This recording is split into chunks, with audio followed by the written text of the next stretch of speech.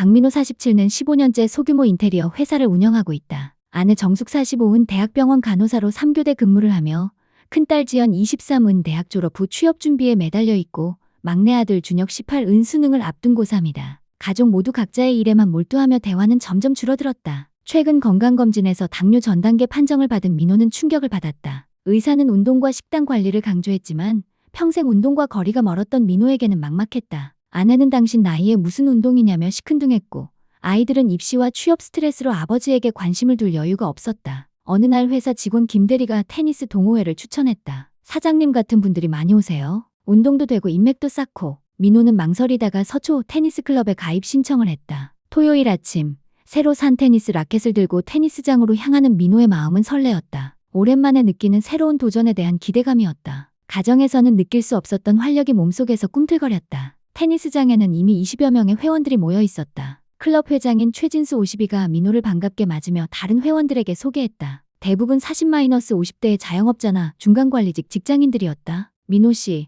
완전 초보시니까 우리 소영이가 개인 레슨 좀 해드릴게요. 회장의 소개로 만난 이소영 41은 첫인상부터 강렬했다. 키 165cm의 균형 잡힌 몸매에 건강한 밀빛 피부 그리고 자신감 넘치는 미소가 인상적이었다. 안녕하세요. 이소영입니다. 테니스 강사 출신이에요. 그녀의 악수는 단단했고 목소리는 맑고 시원했다. 민호는 순간 심장이 빨리 뛰는 것을 느꼈다. 소영은 이혼 후 8년째 혼자 살고 있으며 현재는 스포츠용품 매장을 운영한다고 자기소개를 했다. 남편이 다른 여자와 바람을 피워서 헤어졌어요. 처음엔 힘들었지만 지금은 오히려 자유로워요. 레슨이 시작되자 소영의 전문성이 돋보였다. 기본 자세부터 차근차근 가르쳐주는 그녀의 손길이 민호의 팔과 어깨를 교정할 때마다 전기가 흐르는 듯했다. 민호는 집중하려 했지만 그녀의 향기와 목소리에 자꾸 정신이 팔렸다. 와, 센스가 있으시네요. 첫날 치고는 정말 잘하세요. 소영의 칭찬에 민호는 어린아이처럼 기뻤다. 언제부터였을까 가정에서는 이런 인정과 격려를 받아본 기억이 없었다. 운동 후 소영이 커피를 제안했다. 테니스장 근처 카페에서 마주 앉은 두 사람은 자연스럽게 대화를 이어갔다. 남편분은 뭐 하세요? 소영이 물었다. 간호사예요.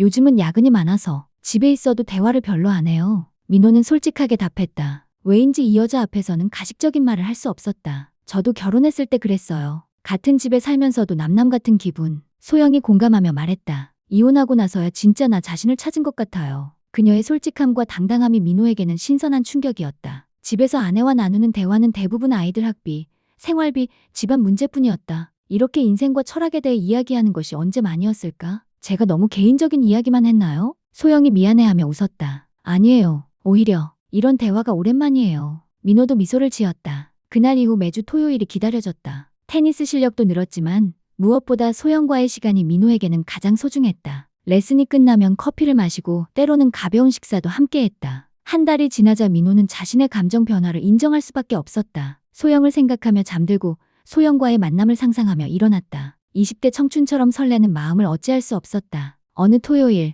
테니스를 치던 민호가 발목을 삐었다. 소영이 황급히 달려와 민호를 부축하며 자신의 차로 병원까지 데려다 주었다. 진료를 마친 후 소영의 스포츠용품 매장에 들르게 되었다. 조용한 매장에서 소영이 민호의 발목에 파스를 발라주었다. 그녀의 섬세한 손길과 걱정스러운 표정을 바라보던 민호는 더 이상 참을 수 없었다. 소영씨, 민호가 그녀의 손을 잡았다. 소영도 거부하지 않았다. 두 사람의 눈이 마주쳤고 자연스럽게 입술이 맞닿았다. 그날의 키스 이후 두 사람의 관계는 돌이킬 수 없는 선을 넘었다. 민호는 테니스 모임이 없는 평일에도 소영을 만나기 시작했다. 회사 일을 핑계로 집을 나선 민호는 소영의 매장에서 시간을 보내거나 함께 드라이브를 떠났다. 소영의 원룸에서 보낸 첫 밤. 민호는 20년 만에 처음으로 진정한 사랑을 느꼈다고 생각했다. 소영 역시 이혼 후 처음으로 마음을 연상되었다. 서로에 대한 그리움과 애정이 깊어질수록 현실과의 괴리감도 커졌다. 이러면 안 되는데. 민호가 소영의 품에서 중얼거렸다. 저도 알아요. 하지만 당신이 없으면 다시 공허해질 것 같아요. 소영도 복잡한 심정을 감추지 못했다. 집에서는 아내 정숙이 민호의 변화를 눈치채기 시작했다. 휴대폰을 자주 들여다보고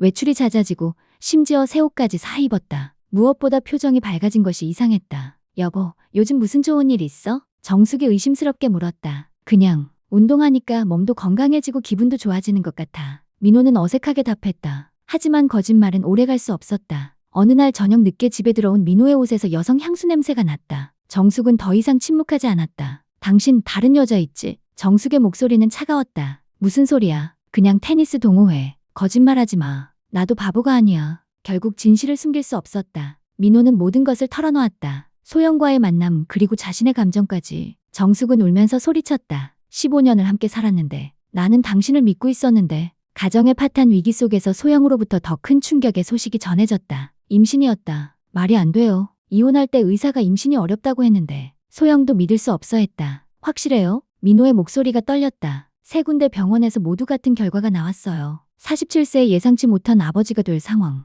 민호는 머리가 하얗게 되었다. 집에서는 아내가 이혼을 요구했고 자녀들은 아버지를 이해할 수 없다며 등을 돌렸다. 큰딸 지연이 눈물을 흘리며 말했다. 아빠, 어떻게 이럴 수 있어요? 우리가 뭘 잘못했다고. 아들 준혁은 아예 아버지와 대화를 거부했다. 아빠 얼굴도 보기 싫어요. 소영도 괴로워했다. 제가 한 가정을 파괴했네요. 정말 죄송해요. 당신 잘못이 아니에요. 제가 선택한 일이에요. 민호가 그녀의 손을 잡았다. 결국 민호는 가장 어려운 선택을 해야 했다. 15년간 이어온 가정을 포기하고 소영과 새로운 삶을 시작할 것인지 아니면 모든 것을 정리하고 가족에게 돌아갈 것인지. 하지만 이미 소영의 뱃속에는 생명이 자라고 있었다. 민호는 책임감을 느꼈다. 그리고 무엇보다 소영에 대한 사랑이 진실했다. 같이 키워요. 우리 아이를. 민호가 결심을 말했다. 소영의 눈에 눈물이 고였다. 정말 후회하지 않을 거예요? 이미 선택한 길이에요. 끝까지 책임질게요. 이혼 절차를 밟으면서도 민호는 자녀들과의 관계 회복을 포기하지 않았다. 특히 큰딸 지연과는 조금씩 대화를 시작할 수 있었다. 아빠도 사람이잖아요. 실수할 수 있는. 지연이 조심스럽게 말했다. 고마워, 지연아. 아빠가 너무 이기적이었나 봐.